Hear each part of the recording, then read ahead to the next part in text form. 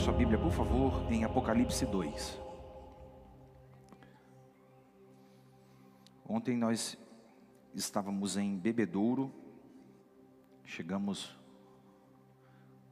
quase 5 horas da manhã, mas aprove a Deus estarmos aqui hoje, graças a Deus. Teve uma conferência muito abençoada lá, e eu não poderia deixar de estar com vocês aqui. Estou muito feliz em poder iniciar essa série de mensagens com vocês. Apocalipse 2, versículo 1.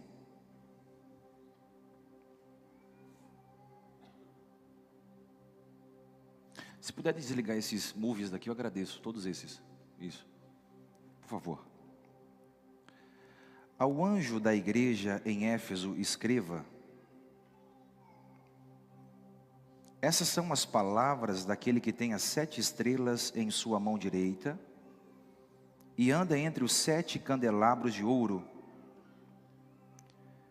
Conheço as suas obras e o seu trabalho árduo e a sua perseverança. Sei que você não pode tolerar homens maus que pôs à prova os que dizem ser apóstolos, mas não são. E descobriu que eles eram impostores. Você tem perseverado e suportado sofrimentos por causa do meu nome e não tem desfalecido. Contra você, porém, tenho isto, que abandonou o seu primeiro amor. Lembre-se de onde caiu, arrepende-se e pratique as obras que praticava no princípio. Se não se arrepender, virei a você e tirei o seu candelabro do seu lugar. Mas há uma coisa a seu favor: você odeia as práticas dos nicolaítas, como eu também as odeio. Aquele que tem ouvidos, ouça o que o Espírito diz às igrejas. Ao vencedor darei o direito de comer da árvore da vida que está no paraíso de Deus. Vamos dizer bem forte: a igreja de Éfeso. Vamos lá mais uma vez. O tema da mensagem é: acabou a lua de mel. Acabou a lua de mel. Pode se sentar.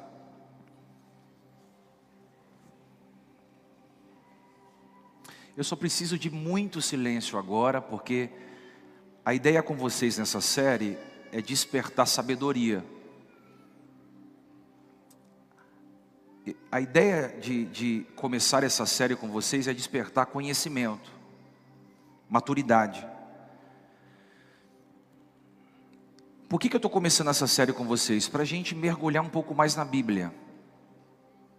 Os dias são maus e a gente precisa conhecer um pouco mais da palavra de Deus. Então eu quero que você preste muita atenção, porque toda a carta é atual para os dias de hoje. Amém?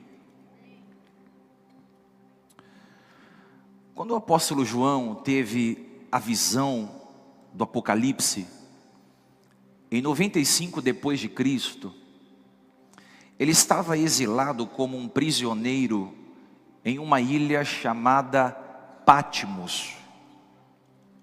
Estava exilado por pregar a palavra de Deus, testemunhar Jesus Cristo ressuscitado, e por ir contra o imperador Domiciano, que se denominava Deus e queria ser adorado. João prega Jesus, não se prostra ao imperador Domiciano, é preso e é levado para uma ilha que a Bíblia chama de Patmos. A ilha de Patmos era uma ilha onde os prisioneiros políticos e religiosos eram exilados. Nessa ilha, eles eram obrigados a trabalhar arduamente. Eles eram obrigados a construir tijolos, obrigados a fabricar rochas, quebrar rochas. Eles tinham que trabalhar arduamente quebrando rochas e fazendo tijolos. Era um trabalho muito duro, era um trabalho muito árduo. Só que João não era mais um garoto de 37 anos como eu. João tinha 90 anos aproximadamente. Ele já era um senhor. Ele não tinha mais vitalidade, não tinha mais força. E na mente de João, aquele seria o último momento da sua história. Talvez na mente de João, aquele era o seu fim. Mas no meio daquele lugar, ele vai receber revelações de Deus. O que João viu na ilha de Pátimos? João viu um homem com uma túnica talar, longa e comprida até os pés.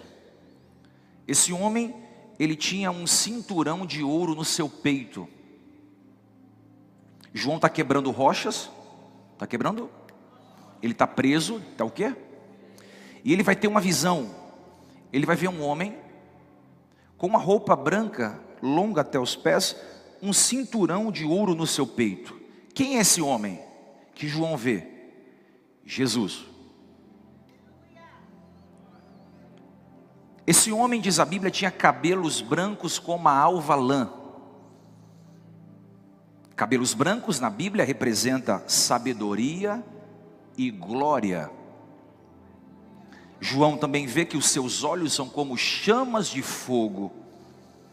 Olhos como chamas de fogo quer dizer que Deus vê tudo. Deus julga tudo e Deus discerne tudo. João também vê que esse homem tinha pés como de latões reluzentes saídos de uma fornalha de fogo. Isso representa a onisciência de Deus, a eternidade de Deus e a sabedoria de Deus. João vê que quando esse homem, vestido de branco, com pés reluzentes, ele vê que esse homem tem uma espada afiada que sai da sua boca. Aleluia, aleluia. E é como o som de muitas águas. E isso representa a palavra de Deus. Percebe que na mão desse homem, chamado Jesus, existem 7 estrelas. Essas 7 estrelas são 7 pastores para 7 igrejas. Da sua boca saiu uma espada afiada, porque a espada é a palavra, e a espada é a única arma de defesa que sustenta a igreja. É a única arma de defesa a favor da igreja. E ele percebe que esse homem grande, com um manto, com um cinturão de ouro, com cabelos brancos, com olhos de fogo, com latões reluzentes nos pés, com voz de muitas águas, esse homem tem um rosto tão brilhante, tão brilhante, tão brilhante, como o sol do meio-dia. Isso representa a imensurável glória de Deus. Por isso que Deus não deixou Moisés vê-lo de frente, porque senão Moisés morreria. Nenhum homem viu Jesus de frente, só de costa Moisés viu, porque a glória de Deus é muito forte, é muito forte. A santidade de Deus, ela é muito forte, dissipa as trevas. A Bíblia diz que quando João, versículo 17, a Bíblia diz que quando João viu Jesus na ilha de Pátimos, o texto diz que João caiu aos seus pés como morto.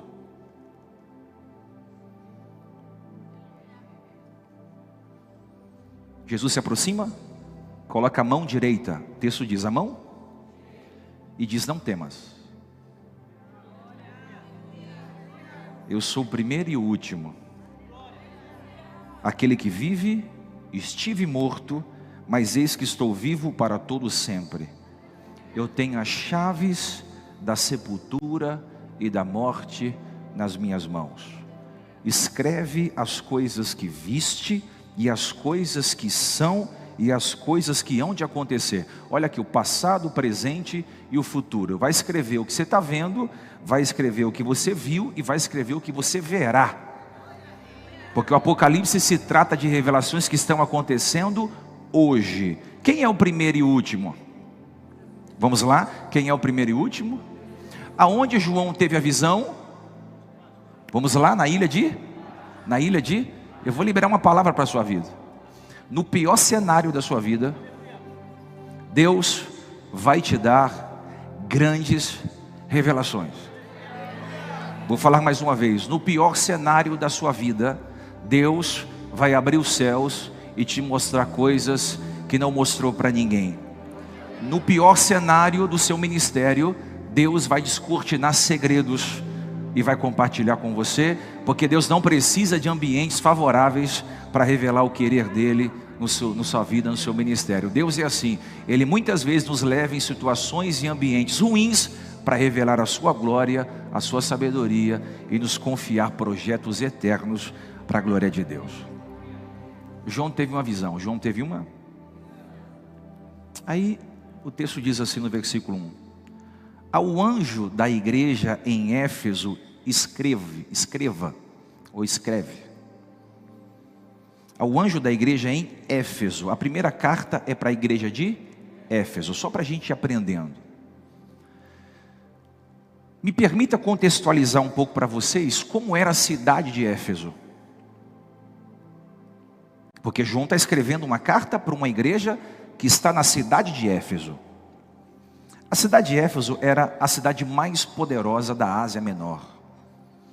Era uma cidade muito famosa, porque ficou conhecida como uma cidade portuária. Havia um porto em Éfeso, e havia eu vou chamar de anfiteatro. Só que não era um teatro pequeno, era um teatro tão grande que cabia mais de 24 mil pessoas. Então a cidade era muito famosa, porque o porto recebia turistas e o anfiteatro recebia atrações. Era uma cidade que tinha muitas atrações. Essa cidade ficou conhecida como a cidade das feiras das vaidades. Todo mundo que viajasse para a Ásia era obrigado a passar por Éfeso. É como se fosse uma porta de entrada para as outras cidades. Era obrigado a passar por ali. Quando os mártires foram capturados e levados para Roma para serem comidos e torturados por leões, Inácio rebatizou Éfeso como a porta dos mártires, porque muita gente morria em Éfeso. Era uma cidade que fez muito mártires.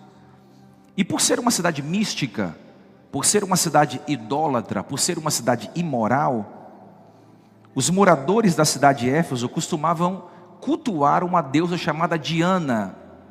Como era o nome da deusa? Conhecida pelos gregos como a deusa Artemis. Então imagina, uma cidade grande, com um porto, com um anfiteatro e com muita idolatria. Na cidade, eles costumavam cultuar a Diana. A Diana se tornou famosa. Se você pesquisar aí no Google, você vai ver que uma das 7 maravilhas do mundo foi o templo estupefato de Diana. Diana foi uma deusa com D minúsculo, que era adorada em toda a Ásia. As pessoas gritavam o nome dela dizendo: grande é a deusa Diana de Éfeso. Sem contar que havia 1000 prostitutas culturais que adoravam Diana em frente ao templo. Imagina a idolatria da cidade. Diana era uma deusa caracterizada por uma mulher que tinha vários seios.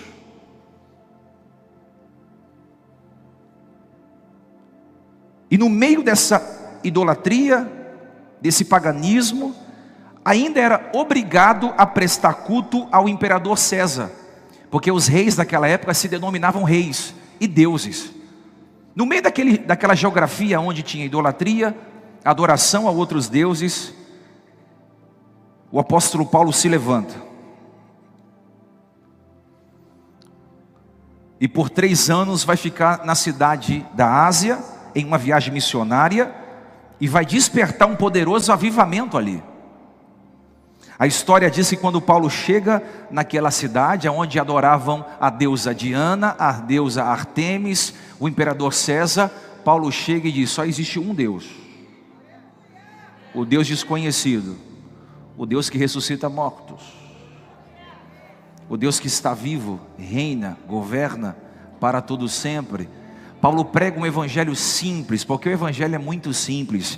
E a Bíblia diz que as pessoas iam até as praças públicas e queimavam seus livros de feitiçaria, porque eram convertidos de dentro para fora. Não era uma experiência de culto, era uma transformação de alma, de espírito e de vida.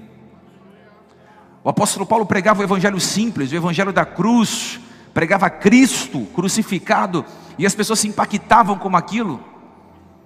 A igreja em Éfeso era uma igreja muito forte, porque Paulo planta essa igreja, ela fica uma igreja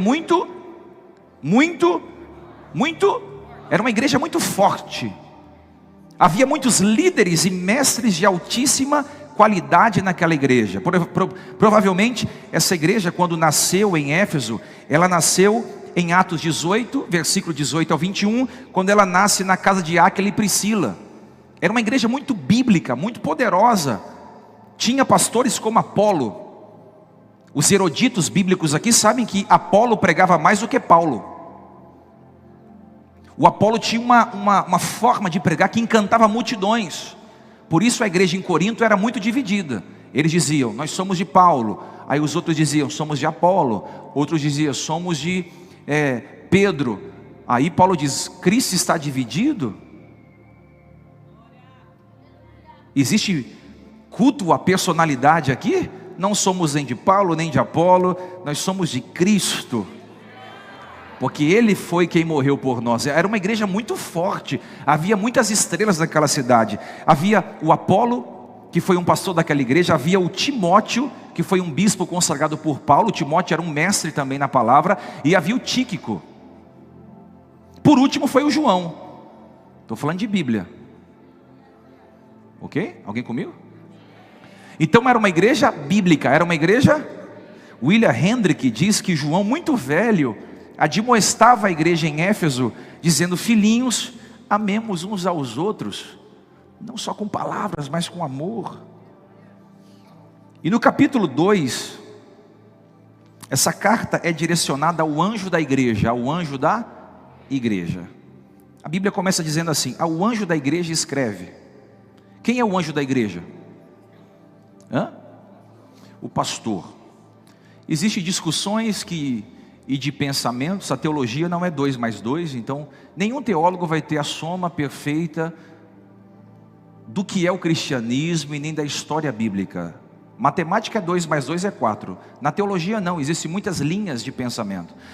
Quando a Bíblia diz que ao anjo da igreja escreve, há pensadores que acham que são anjos celestiais, que eram enviados por Deus como mensageiros. Outros acreditam que eram anjos guardiões que guardavam uma congregação. Mas a melhor interpretação bíblica e a mais consistente é que o anjo da igreja era o pastor. O anjo da igreja é o pastor. João está ouvindo Jesus dizer, João, escreve uma carta e leva essa carta, denomina essa carta, direciona essa carta ao pastor da igreja. Eu quero falar com o pastor da igreja. Isso aqui é muito forte. Eu tenho uma revelação, uma igreja, mas essa carta vai vir na mão do líder, porque eu respeito princípios. Primeiro eu falo como líder. Isso não é autoritarismo, isso é respeito bíblico e princípios bíblicos. Escreve uma carta e direciona ao anjo da igreja, ao mensageiro da igreja. O texto continua. Aquele que tem 7 estrelas em suas mãos e anda entre os 7 candelabros de ouro. Os 7 pastores são as 7 estrelas. Os 7 candelabros são as 7 igrejas. Se você quiser anotar, anote. É importante você conhecer isso. Quem é as 7 estrelas do Apocalipse? Os pastores. Pastor não tem luz própria. Só brilha porque está na mão de Jesus. É estrela porque está na mão de Cristo. É estrela porque Jesus segura nas mãos.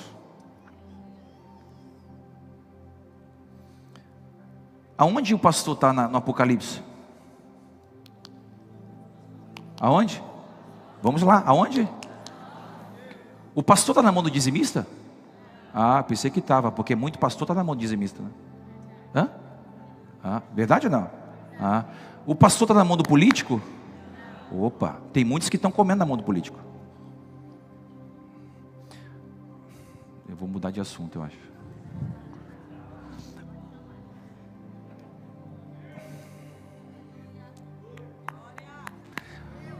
O pastor está na mão do empresário? Ele está na mão dos membros que fundaram a igreja e acham que são donos dela? O pastor está na mão de Cristo. Toda vez que você vê a mão direita na Bíblia, representa autoridade e proteção. A Bíblia diz: os pastores, que são as estrelas, estão sobre a mão direita, estão sobre a minha autoridade, estão sobre a minha proteção. Aleluia. Estão sobre a minha proteção, estão sobre a minha... Olha o peso de autoridade que carrega um pastor que ainda está nas mãos de Cristo. Porque o pastor que está na mão do político, o pastor que está na mão do empresário, o pastor que está na mão de um dizimista, o pastor que está na mão de um membro antigo, ele está debaixo da mão de um homem que não tem autoridade nem segurança.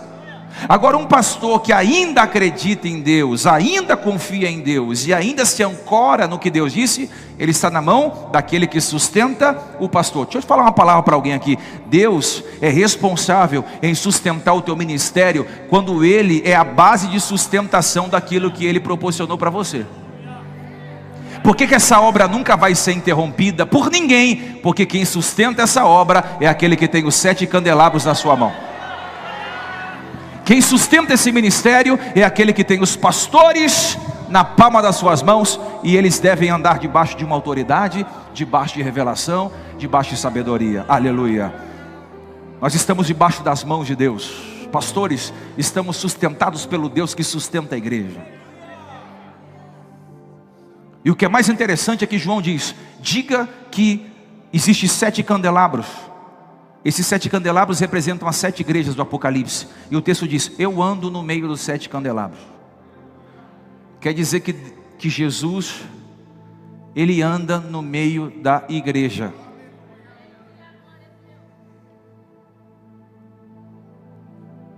Eu sinto Ele aqui.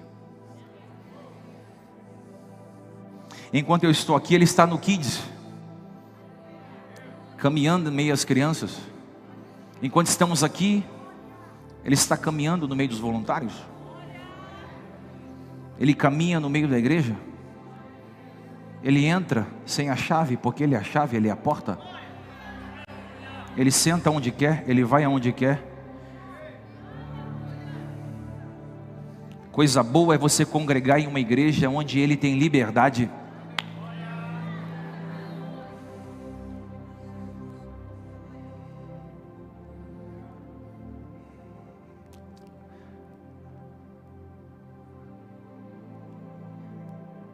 Jesus diz a João: escreva para a igreja de Éfeso: conheça as tuas obras.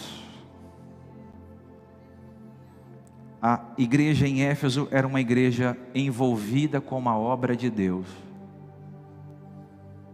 A palavra grega para obras é kopos, que dá a ideia de um trabalho duro, árduo. Era uma igreja envolvida com a obra de Deus, engajado com a obra de Deus. Eles trabalhavam duro, queriam ver a igreja crescer, eles queriam ver o desenvolvimento do evangelho. Eles não eram só um auditório cheio de pessoas vazias. Aquela igreja era uma igreja envolvida. Tinha culto, eles estavam. Tinha uma conferência, eles estavam. Tinha um evangelismo, eles estavam.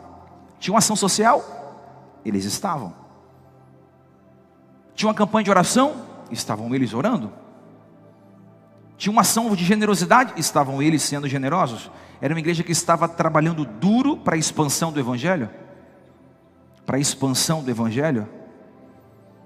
Me perguntei enquanto estudava esse texto: será que Jesus pode dizer o mesmo da gente? Estamos derramando suor para ver a obra de Deus crescer? Estamos trabalhando duro para ver o avanço da pregação do evangelho no Brasil? Estamos trabalhando como ramo frutífero na videira verdadeira? Ou estamos enxertados nessa videira, dando frutos? Quantos de vocês aqui ganharam uma alma para Jesus esse ano? Quantos de vocês convidaram uma vida para vir em um culto, seja numa quarta, em um casais, em um jovens, em um domingo? Quantos de vocês aqui publicaram um versículo bíblico, compartilharam uma arte da igreja, um store da igreja? Quantos de vocês aqui estão dando 10% do seu dia para fazer o evangelho alcançar outras pessoas. Tem gente aqui que não pensa duas vezes quando o assunto é lazer. Praia, tô dentro. Churrasco, não perco. Futebol, conta comigo. Viagens, tô dentro. Festinha, tô dentro. Cinema, é nós.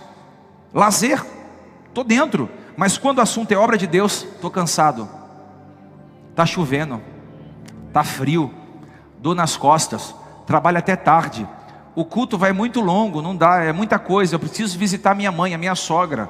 Eu tenho coisas para fazer. A igreja de Éfeso era esforçada. Quando o assunto era a obra de Deus, o reino de Deus vinha em primeiro lugar do que as coisas. Olha para mim, o ano está terminando. Eu poderia pregar uma mensagem para você sair daqui chorando, falando em línguas e tendo revelações. Mas o que Deus direcionou para a gente hoje é o seguinte: coloca o reino em primeiro lugar, busque a minha justiça, e as demais coisas, sua casa, seu carro, seu sucesso financeiro, elas vão vir até você.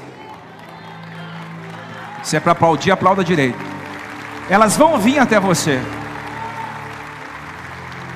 Busque o reino de Deus, a minha justiça, e as demais coisas vão ser acrescentadas. Eu louvo a Deus, porque hoje você poderia ficar dormindo e não estaria em pecado se fizesse isso.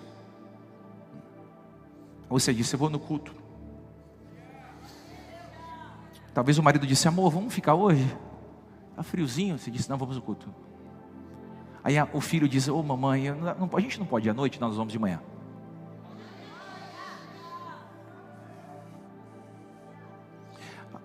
Abriu a janela: amor, está garoando, né? Vamos fazer online? Não, nós vamos para a igreja.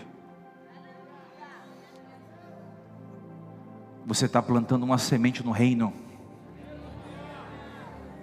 Você está plantando uma semente. Você está plantando uma semente no reino. Porque quando o assunto é divertimento, está chovendo, tem gente lá. Eu não é, vai na praia agora, tem gente lá. Vai num clube agora, vai ter gente no clube. Vai num resort, vai ter gente no resort. Mas quando o assunto é obra de Deus, aí está frio, está garoando, tem que pegar Uber, tem que vir a pé. Essa igreja aqui era igual a nossa igreja, não tinha crise. Porque nós temos o melhor time de voluntários e a melhor membresia do Brasil. Uma membresia que gosta do reino de Deus e trabalha para o reino de Deus. Era uma igreja envolvida no trabalho. O texto diz: eu conheço as suas obras. Eu conheço as suas. Eu sei o que você faz para mim. Jesus está dizendo: eu sei o que você faz para mim. Eu sei o que você faz para mim. Aquilo que você faz para Deus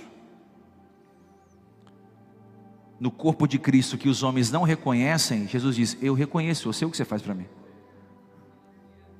Vou falar de novo. Se aquilo que você faz para Deus no corpo de Cristo, o homem não reconhece, Jesus reconhece. Eu faço, ninguém me vê, eu estou ajudando tanto tempo, ninguém me nota. Tudo que você faz para o reino, o dono do reino te reconhece, ok? O galardão virá da mão do rei. E a Bíblia diz: eu vou dar a cada um conforme as suas obras.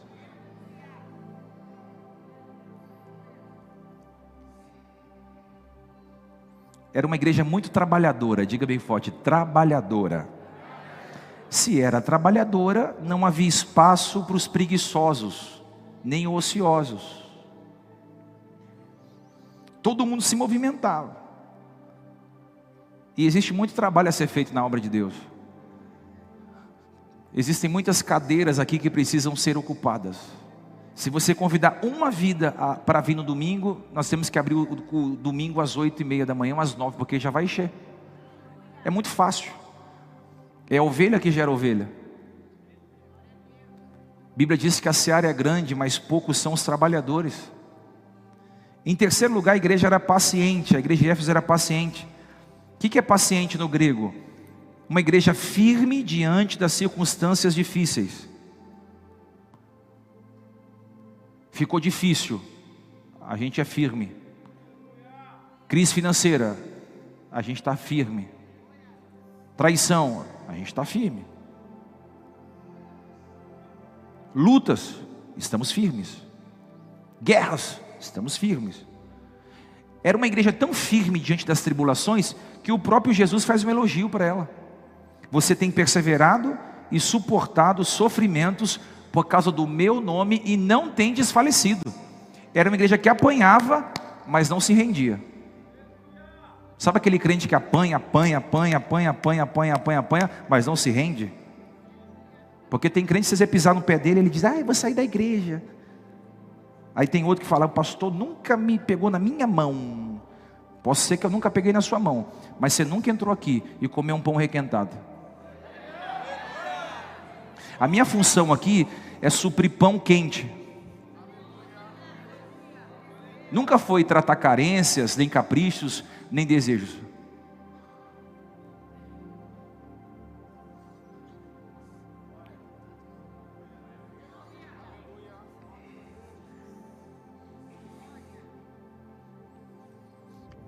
Porrada, a gente está lá. O crente está sendo pisado, estamos lá. Era uma igreja que Jesus falou, não desfalece.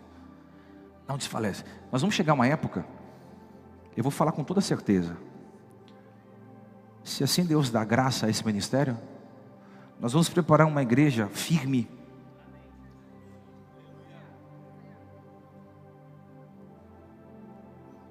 Firme. Você pode passar por qualquer intempérie na sua vida, você não abandona Cristo. Eu não estou falando igreja, eu estou falando Cristo, porque Ele é o autor e consumador da sua fé. Chega de qualquer luta você ficar 6 meses desviado.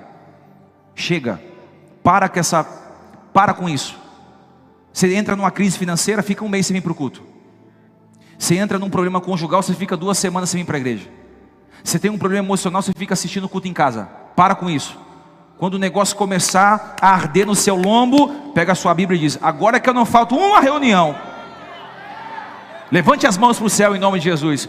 O diabo tem te atacado na área espiritual, na área financeira, na área profissional, na área sentimental, porque ele sabe que se você continuar congregando, cultuando e ouvindo a palavra de Deus, ninguém segura você. Você é uma ameaça para o sistema, você é uma ameaça para ele, e você pode fazer grandes proezas, porque Deus já derramou sobre a sua vida tudo o que você precisa e já estabeleceu o seu propósito na terra. Chacoalha 2 pessoas e diz assim, não recua.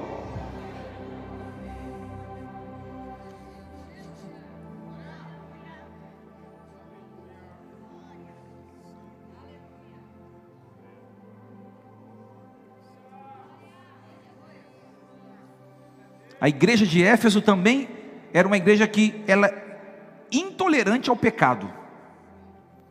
Versículo 2: sei que você não pode suportar os homens maus, pois aprova os que dizem ser apóstolos, mas não são, e descobriu que eles eram impostores. Como é que a igreja descobre que um líder é impostor?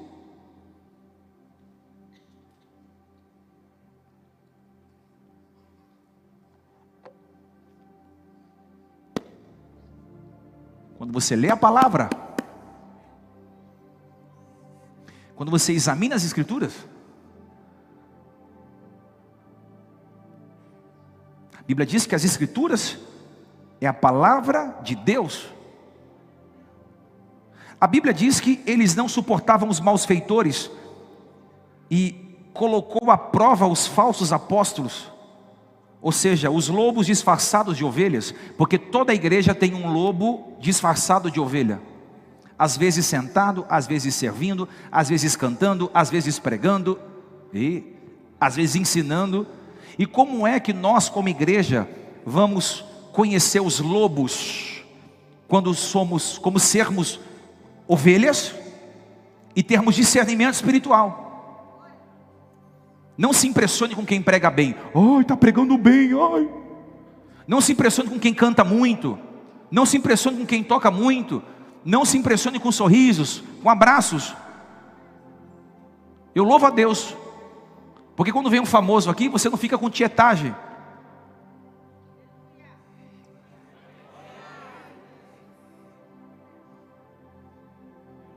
Alguém comigo? Não se impressione com fama, com popularidade, com celebridades. Existem muitas celebridades gospels que são gente do bem, honesto, responsável, homens de Deus, mulheres de Deus. Como também existe muita gente que está no topo, porque não foi Deus que levou, foi o diabo. E às vezes quem você queria fazer uma foto é alguém que está sendo usado por Satanás.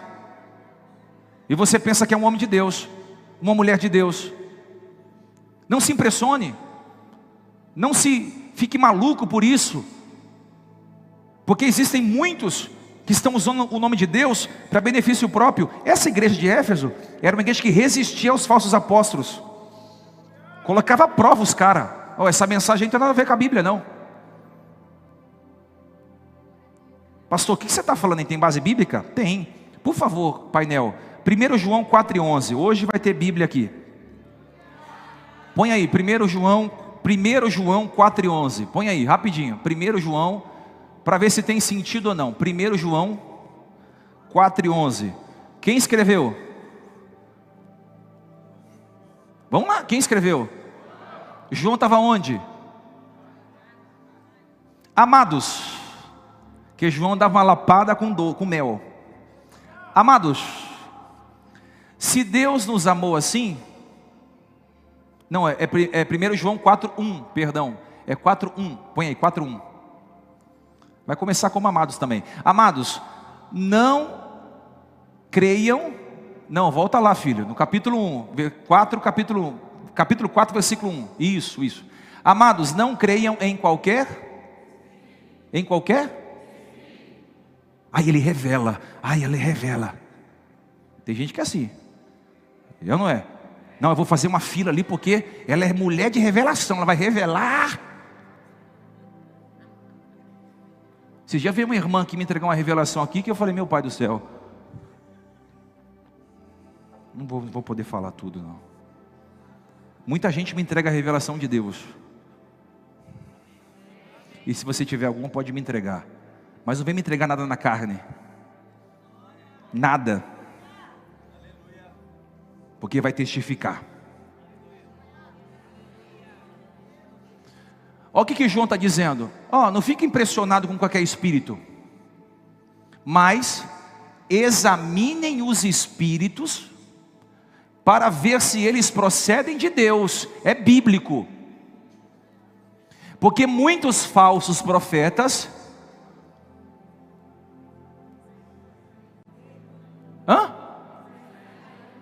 têm saído aí pelo mundo. É profeta, mas é falso. Vou falar. É profeta, mas é falso. E como é que a gente vai ter esse know-how para resistir os falsos profetas? Bíblia. Como é que nós vamos ter força para resistir os falsos profetas? Analisando o espírito.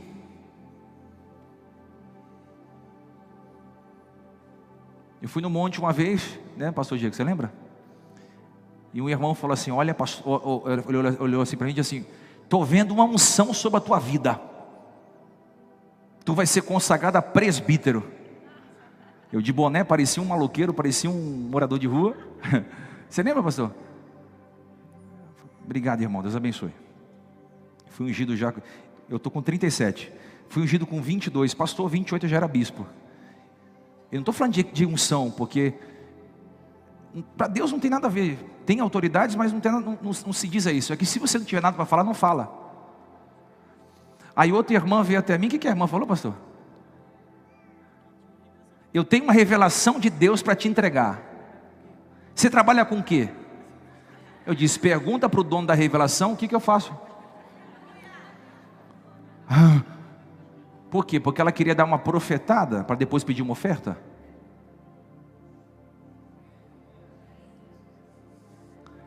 Eu sou novinho, mas a alma é velha. Vai ser muito difícil enganar um crente aqui. Eu vou profetizar sobre a igreja que eu pastoreio, a autoridade de Deus sobre a tua vida. Você não vai ficar deslumbrado quando uma igreja maior abrir. Aí eu vou para uma igreja porque ela cresceu. Vou trocar a minha igreja por outra igreja. Aí eu vou trocar o meu pastor que está dando a vida para alimentar o rebanho por um pastor que eu vi na internet. Ele abriu uma congregação próximo daqui e ele está explodindo. Eu não vou sair daqui atrás de profecia, nem de profetada, nem de gente que está no monte. Eu vou ficar onde Deus colocou a palavra para fazer o corte incisivo na minha alma, no meu espírito e no meu coração. Tem que provar os espíritos. A igreja odiava as práticas dos nicolaítas. Diga nicolaítas. Quem eram os nicolaítas? Nicolau significa quem conquista as pessoas. Deus odeia os nicolaítas e a igreja em Éfeso odiava eles também. Quem eram os nicolaítas? Os que conquistavam as pessoas.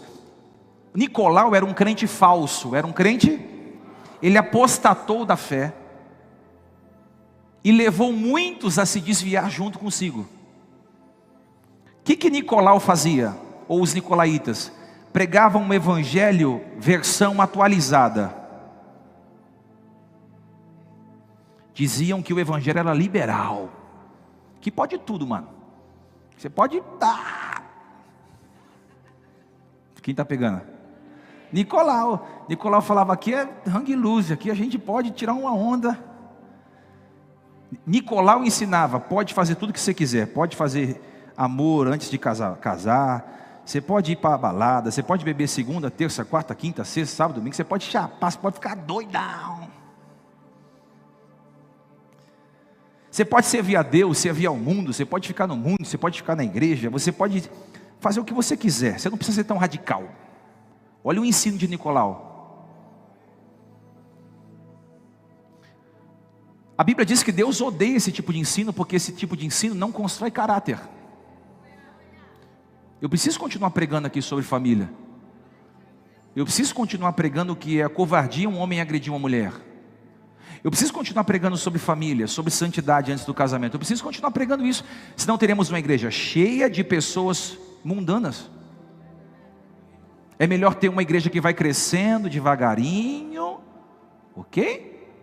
Mas vai alcançando a perfeita estatura de uma igreja de Deus, do que uma igreja inchada de pessoas que só vêm para receber uma vitória, uma promessa, um milagre, uma cura, um namoro, um casamento. Deus arranca um tumor, ok, é maravilhoso isso, mas a gente precisa entender que o problema é não transformar a igreja em um mundo. Essa igreja não pode ser liberal, ela é preta, mas não é liberal. O evangelho não é liberal, o evangelho é radical. Aquele que quiser me seguir, pegue a sua cruz, negue-se a si mesmo e segue-me. É difícil, mas dá para seguir. É complicado, dá para seguir. É muita tentação, eu sei disso, mas vamos se esforçando diariamente, vamos lutando diariamente. Há muita prova, pastor, mas Deus vai te dando força suficiente para isso. Aquela igreja, ela rejeitava os nicolaítas. E nesse requisito aqui, temos que aprender com a igreja de Éfeso, porque existe muita heresia no cristianismo. As pessoas hoje buscam experiências, não buscam verdade. Elas buscam sentir, não pensar. Elas não querem doutrina, elas querem uma revelação. Elas não querem o evangelho da cruz, elas querem um evangelho diluído, açucarado e esvaziado de conteúdo. Estamos vivendo a fase da igreja paganizada. Uma igreja que, se não tomar cuidado, perde o propósito pela qual ela foi chamada, que é ser sal e luz da terra. Então hoje muita gente não prega sobre isso aqui. Dificilmente você vai ver alguém pregando sobre pecado, imoralidade, adultério, divórcio, sexualidade, prostituição, divórcio ou separação de pai e filho, porque não dá muito ibope. O que dá ibope hoje é chave de carro, promessa, recebe, pega, toma posse. Eu acredito que a igreja é uma carta de encorajamento aos machucados, feridos. Nós pregamos encorajamento aqui, mas o evangelho não é só encorajamento, o evangelho também é doutrina, é arrependimento, é palavra dura, é palavra de exortação, é palavra de comprometimento. Porque sim, você pode estar pensando assim, nossa, que palavra estranha. É estranha, mas ela alimenta. E é uma feijoadinha para você passar a semana toda.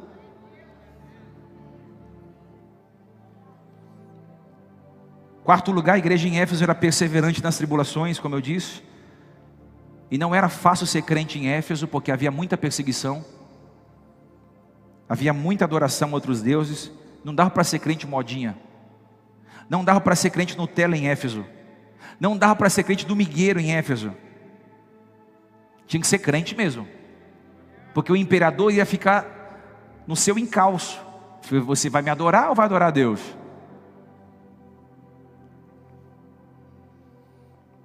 Pergunta para o seu irmão, quem você é na prova de fogo?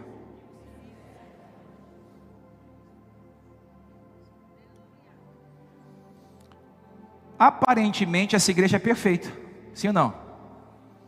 Rejeita os nicolaítas, trabalha muito, coloca à prova os falsos profetas,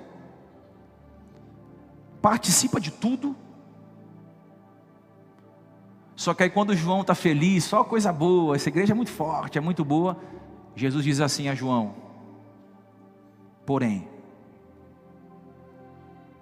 tenho contra ti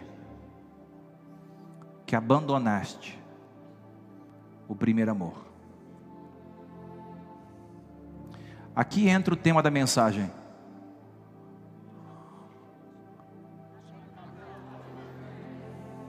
Quem é casado aqui? É uma delícia a lua de mel, né? Te amo, meu amor. Ui. Cafezinho na cama, massaginha no ombro. É, não é? Acordou, bebê, trouxe um café para você. Lingerie nova. Olha lá, irmã lá, falando para você. Viagem, ai que delícia essa viagem. Ai, não sai do quarto, um calor 1000 graus. Quarto, vamos lá, tá, pá. Tá.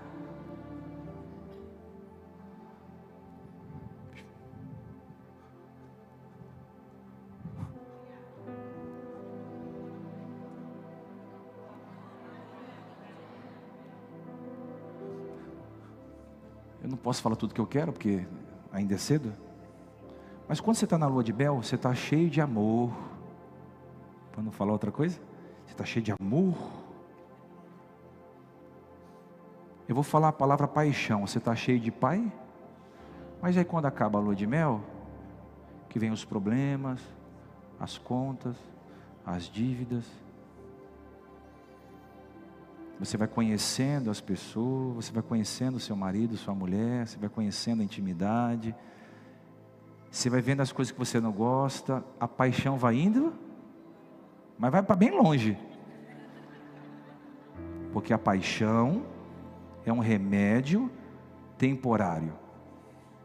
É uma doença temporária cujo tempo é o remédio. Vai passar. O que sobra da paixão? Amor. Se casou por libido, vai separar. Se casou por atração, se casou por dinheiro, uma hora dá ruim. É a mesma coisa a igreja. Aí eu estou gostando, a igreja é preta. Pastor parece o Fábio de Melo.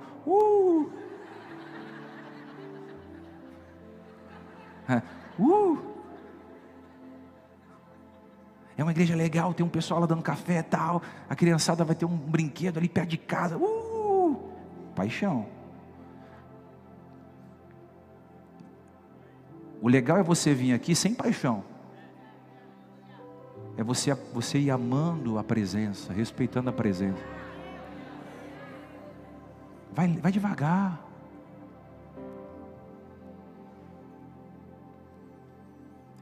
Jesus está falando para a igreja de Éfeso: vocês são fortes, perseverantes, rejeitam os falsos profetas, os nicolaítas, mas não me amam mais. A lua de mel acabou. Está casado comigo, mas não tem mais amor. Não falta um culto.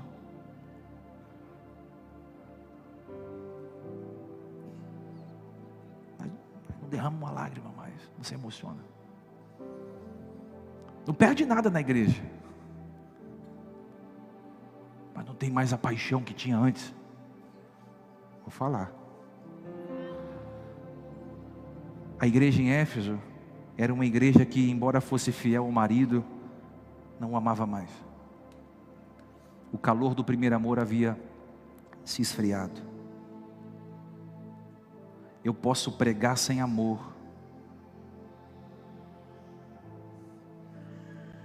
Você pode servir no voluntariado sem amor. Você pode congregar sem amor. E todas as vezes que fazemos isso, estamos dizendo: a lua de mel acabou. Escute. Às vezes somos assim. Fazemos tudo aquilo que nos é pedido, mas nos falta prazer. Por um minuto eu vou encerrando. Quero que você se lembre do dia da sua conversão. Você queria falar de Jesus para todo mundo. Te chamavam até de chata. Você só quer falar de Jesus agora. Você não bebe, não fuma, não vai na balada, não escuta pagode. Você ficou muito chata. Você não vem nem nas festas de família. E você queria sair das festas para ir para o quarto orar.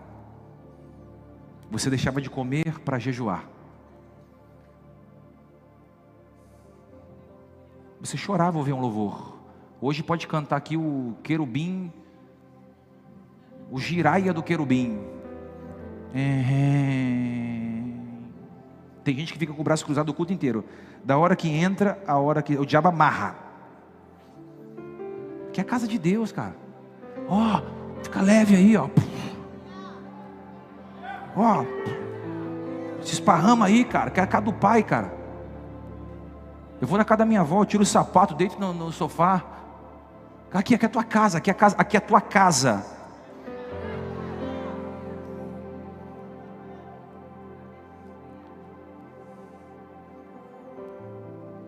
Você jejuava, orava, cantava. O problema não é que a igreja mudou, foi você que esfriou. A igreja mudou. Não mudou nada, é a mesma palavra, é o mesmo pastor, é o mesmo rebanho. É que a gente vai esfriando, aí a gente fala: não, o pastor mudou a teologia. O pastor mudou a visão. O pastor, não, eu tenho a minha vida com Deus. E eu sei o que eu tenho pregado, eu sei o que eu tenho ensinado. Aleluia. Quando a gente quer culpar alguém, a gente sempre está culpando o outro, esquece de olhar para a gente. Você esfriou na fé. Você não jejua há meses. Você não ora na madrugada há meses. Você não abre mão de uma refeição que você gosta há meses. Você faz meses que não lê um versículo bíblico. Aleluia. Lembra que você cantava, lembra que você adorava, lembra que você evangelizava, lembra que você é um instrumento nas mãos de Deus. O que está faltando?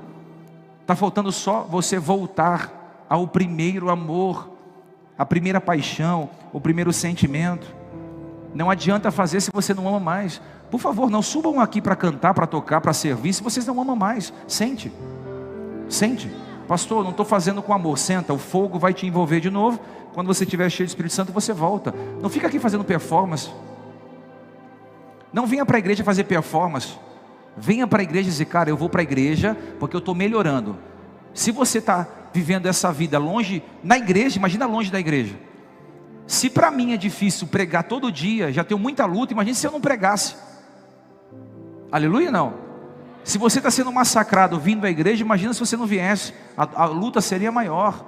Então, se a gente for vir, vamos adorar, vamos se entregar, vamos levantar a mão, vamos participar, vamos dizer: pastor, o que você vai fazer aqui? Tem um banheiro para lavar, pastor?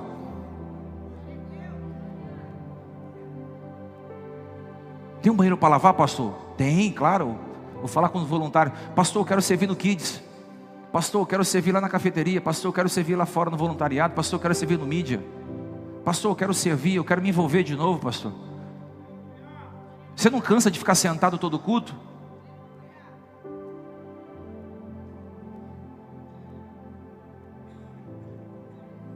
Dê um dia, um domingo do mês para servir. Pastor, eu não sei, serve em qualquer lugar. Fala: eu vou servir, porque envolvido você se esquenta.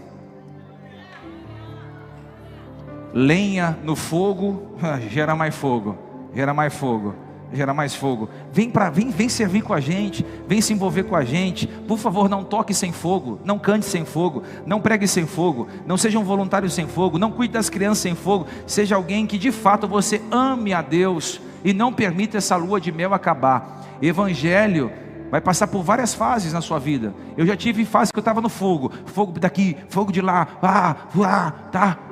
Mas teve fase que eu estava frio. Não perdi o primeiro amor, mas estava frio.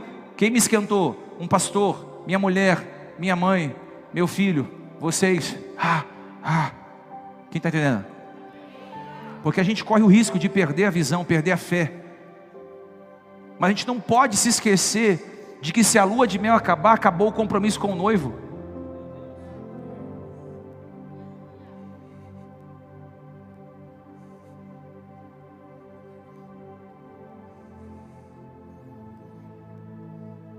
Jesus dá 3 conselhos e eu termino. Lembra da onde você caiu.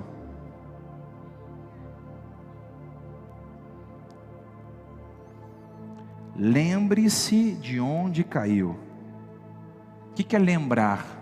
Nossa, eu fiz isso aqui me prejudicou muito, isso aqui me esfriou, isso aqui não foi legal, isso aqui eu senti o Espírito Santo chorar dentro do meu coração, isso aqui não foi legal, isso aqui está me afastando da minha lua de mel.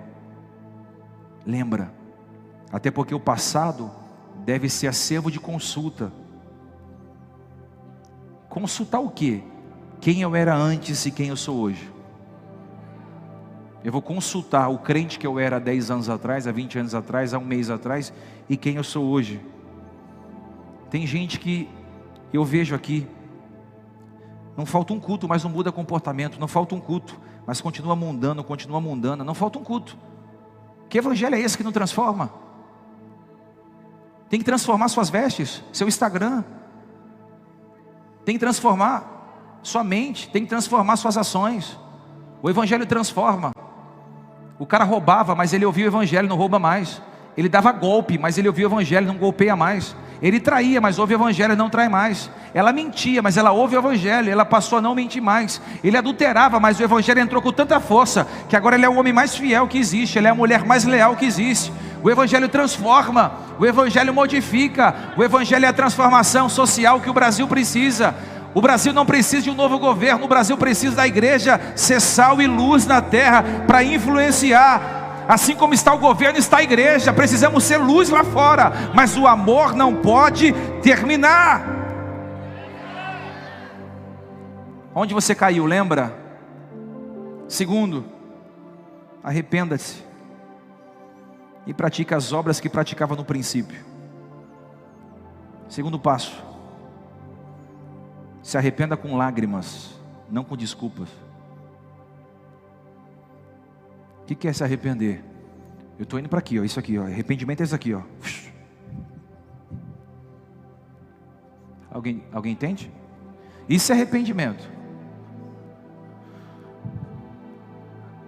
Remorso é quando você está no mesmo caminho. Eu estou sentindo assim, eu fiz alguma coisa que eu não deveria ter feito. Mas está no mesmo caminho, é o remorso.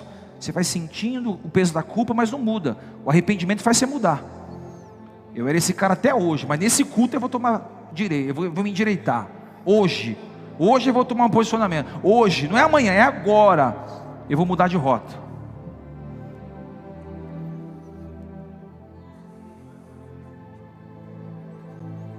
Quem está entendendo? Porque se você não fizer isso, você está enganando a si mesmo. E por último, volte a praticar as primeiras obras. O que é praticar as primeiras obras? Volte a ser uma noiva apaixonada. Volte a me amar. Volte a se envolver. Volte a cultuar. Volte a se rasgar na presença de Deus. Volte a chorar. Se santifique. Busque. Volte. Leia a Bíblia. Jejue. Ore. Faça isso. Faça isso. Faça isso. E eu termino aqui. Ele está dando 3 opções para a gente voltar. E ele diz: se não se arrepender, virei a você e tirarei o seu candelabro do seu lugar. O que é o candelabro? a igreja. O que é o candelabro? O que é o candelabro? Deus está falando: eu vou tirar de vocês o porto seguro. Em outras palavras, eu vou tocar na área que você mais ama. Isso aqui é forte.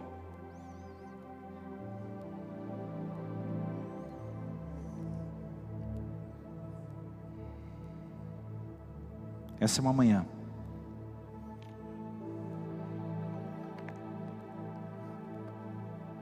de falarmos para Deus: conta comigo de novo. Essa é uma manhã de dizer: Senhor, reacende em mim o que apagou. Essa é uma manhã que você deve dizer: Senhor, arranca o pecado de mim, porque o pecado me esfria, me separa da minha família, me torna em um animal. Arranca de mim, Senhor, esse desejo. Arranca de mim essas vontades, essas paixões. Senhor, eu quero viver uma vida de verdade, uma vida de santidade. Eu quero viver uma vida para Ti. Ter uma família.